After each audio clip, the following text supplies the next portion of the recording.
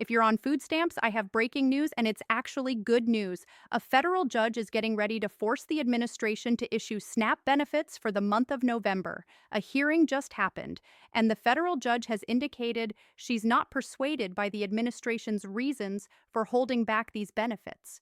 I'm talking about a court ruling that could affect 42 million Americans. And I've spent hours going through the court documents, the USDA statements, and everything in between, so you don't have to. Plus, up to 11 states are already stepping in to help if this drags on. So stick with me because I'm going to break down exactly what the judge said, who this affects, what states are doing to help, and most importantly, when you can expect your benefits. My name is Tony, and I've been covering benefits and personal finance for 9 months. I started this work because I've seen firsthand how confusing the system can be and how scary it is when you don't know if your benefits are coming. If you're new to my channel, welcome. I'm glad you're here. Do me a quick favor. Go into the comments and let me know your city and your state because I like to know where you guys are watching from. And if you've been here for a while, welcome back. Before we dive in, I want to say this. Whether you've been on SNAP for years or you just applied last week, you're not alone. There's no shame in needing help to put food on the table, and my job is to help you understand exactly what's happening with your benefits so you can plan and prepare. All right, let's get into this breaking news. This is from CNN. Judge indicates she will intervene in fight over SNAP food assistance money. A federal judge in Boston, U.S. District Judge Ayat Tiari, indicated Thursday that she will intervene in this high-stakes fight. And here's what she said, and I quote, "Right now, Congress has put money in an emergency fund for an emergency. And it's hard for me to understand how this isn't an emergency when there is no money and a lot of people are needing their SNAP benefits." Let me tell you why that statement is so powerful. There's $5.3 billion sitting in an emergency fund that Congress set aside for exactly this kind of situation. The administration hasn't wanted to release it, but this judge is basically saying, how is this not an emergency? The judge said she was likely to issue a ruling favorable to the Democratic attorneys general and governors who sued the administration earlier this week.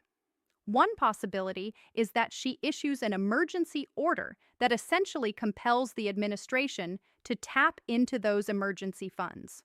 Now, here's the reality check. Even if the judge issues this order, which it looks like she will, the benefits that should start going out November 1st are going to be delayed. The judge herself acknowledged this. She said, quote, "We are dealing with the reality that the benefits aren't going to be here on November 1st. That's why what these states are doing to help in the meantime is so critical." Stay with me.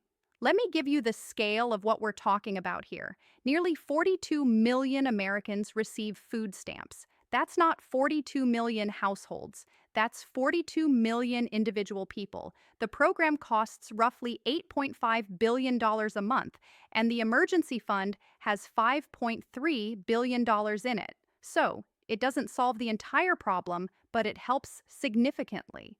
When the judge orders the government to release this emergency fund, and it's looking like she will, it's going to take some time for the Agriculture Department and the states to get their systems up and running again, which means at least some of you are going to have to wait a bit longer for your November benefits. But here's the good news. The legal system is working. Advocates went to court on your behalf, and the judge is listening. That's huge. Now, because this is going to take time, even after the judge's ruling, up to 11 states have announced they're stepping in to help SNAP recipients. When I first started covering this story a few days ago, it was 8 states. Now more are joining. Let me tell you who they are and what they're doing. The original states, California, Colorado, Louisiana, Massachusetts, Minnesota, New Mexico, New York, Vermont, and Virginia. These states set aside money early to help SNAP recipients if November 1st came, and benefits didn't arrive. Ohio Governor DeWine signed an executive order on Thursday providing $25 million to Ohio families affected by the SNAP suspension.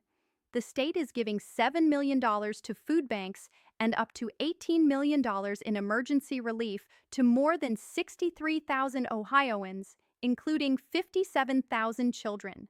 Families will qualify if they're at or below 50% of the federal poverty level.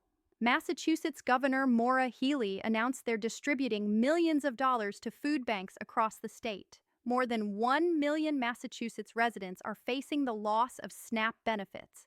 32% are children, 31% are people with disabilities, and 26% are older adults.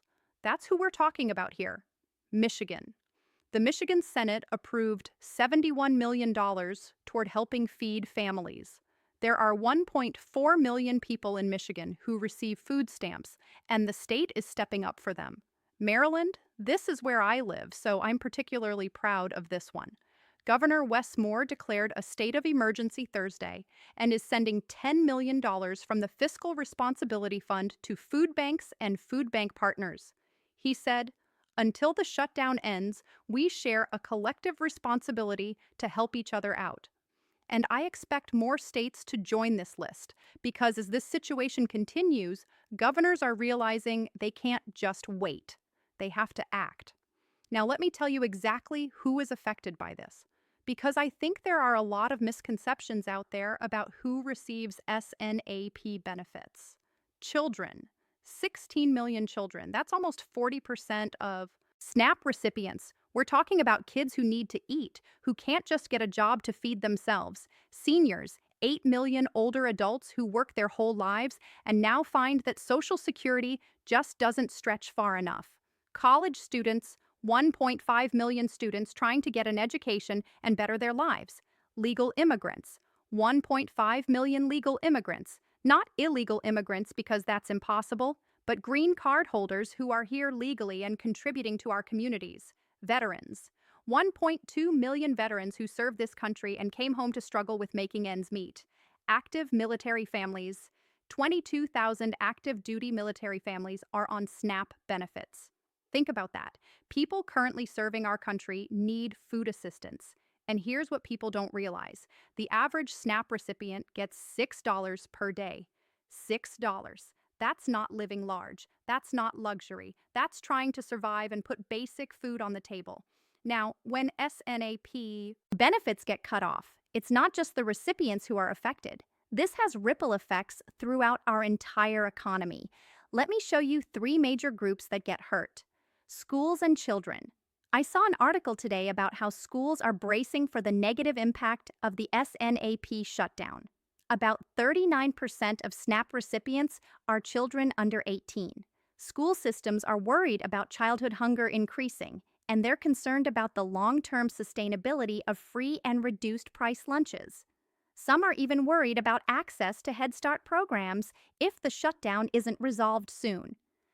Food banks, you might think, well, food banks can just step in and help.